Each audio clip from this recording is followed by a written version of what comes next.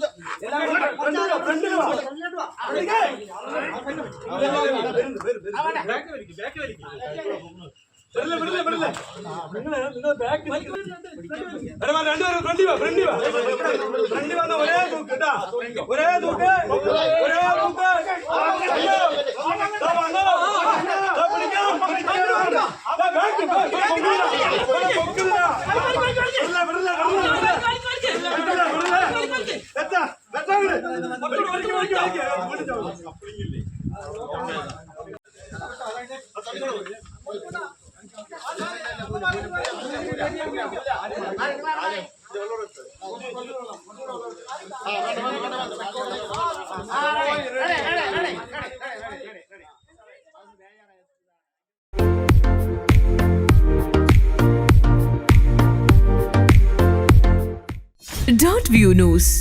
കാഴ്ചകളാണ് ലോകം. കണ്ടു തുടങ്ങുക.